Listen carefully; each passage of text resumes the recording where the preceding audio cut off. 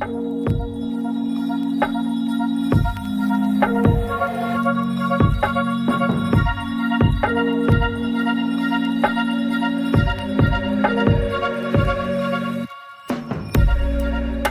is non-attachment?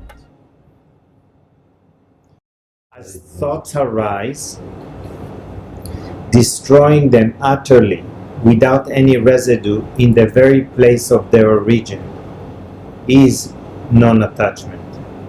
Because what is pointing is from abiding as yourself.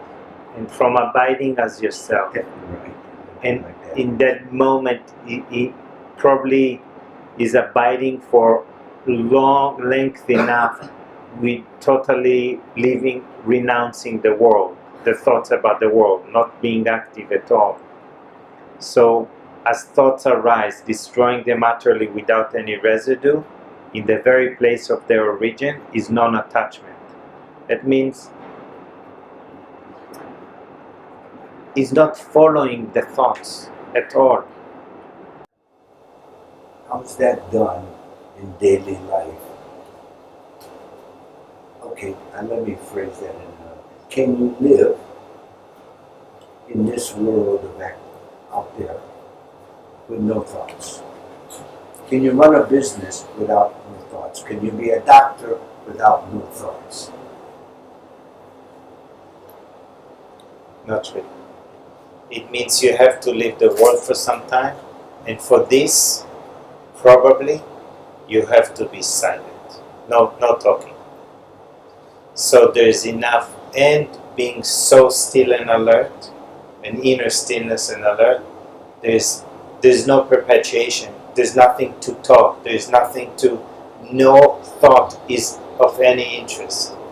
So this is why Ramana, where he's talking from and what he's pointing at, is for the majority of beings, is like way far out, which is at the same time very simple, yet to apply it in your daily life, you have to renounce the thoughts in the mind.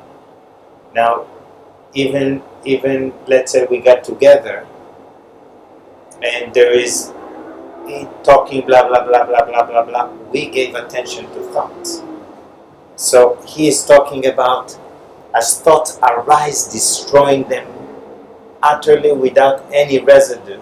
That means there is no, it doesn't go to first generation, it starts first generation and it's finished. It doesn't go to second, third, fourth, going into conceptualization, thinking, being concerned about the future, that all of that, it's none of it's like total surrender.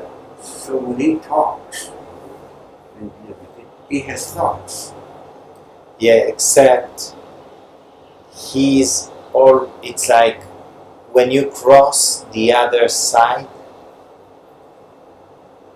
of the river, you never come back.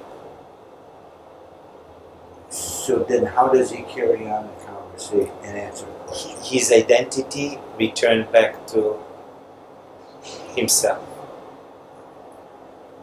I need an explanation of that statement.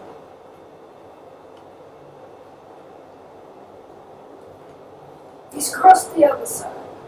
Okay, the words that are being shared is just out of compassion to bring the mind back to where he is talking from. That is understood. But thoughts are there then. Yeah. So we talked about that. The lower mind that identifies as a physical body is gone. Is dissolved. That's gone. Forever. So even for Ramana, he's talking when they ask him about Maya, so he can elaborate about Maya, and then in the second breath he can say, for a realized being, Maya is non-existent. What? You just elaborate it But that I upon a non-existent but entity. that I understand. That is to me understandable. That is easy to do, is to give something and not be attached to what you give. It's like giving you a coconut and not being attached to it. Just give it, not attached to it. So, I have only one question before we do. okay. Can the higher mind think? The higher mind discriminates, so discriminates, concentrates, and inquires. It does discriminate. Yes. And when it discriminates, it sends that information down to the lower mind because the lower mind is living. No need. Then what's its purpose to discriminate then? The- Because there's nothing to discriminate. So the higher mind, okay, that's one. The higher mind determines the true nature of an object. The lower mind, which we can say the Geva, the ego, it identifies itself as a physical body. So the higher mind, the intellect or the buddhi, determines the true nature of object, means it doesn't discriminate the objects of the world. It discriminates if the one who believes that he is a physical object, is he really a physical object or a phantom? Am I clear or should I repeat it? Not, I'll repeat. everything is a phantom because everything is conceptualized. Except I cannot say when I perceive an object, and if I point on the object and say it's a phantom, that's not sincere within me because basically I perceive the object apparently outside of through the senses, yes? Yes. So I don't negate matter ever. Let me repeat it. I never negate matter ever. Why? Because the moment I will negate matter, I will validate that there is matter. I only negate the thoughts about matter because when the thought about matter disappears, the matter is gone too. It follows it. And when okay? That's really key because even it took me for some time to realize that. Because it's almost universal in the beginning for everyone. The mind perceives matter and it understands the matter is in the mind, so it says, no, there's no matter, it's just a conceptual. No, we do not negate matter ever. All we can determine from the higher intelligence, the buddhi, if the one who believes that it is physical matter, is it really a physical matter? And once you realize that I take myself to be as a physical body is not a physical body, is a conceptual image of the body. I negate that conceptual image, not the body. The body is not a problem at all. The matter is not a problem at all. So you negate I, but not the body. Right. That's what you. Yes. Negate the thoughts about the body. Which has to be I. Yeah, the Only thoughts about the world, which is I thinking this, I believing it. Yes? So this is really key.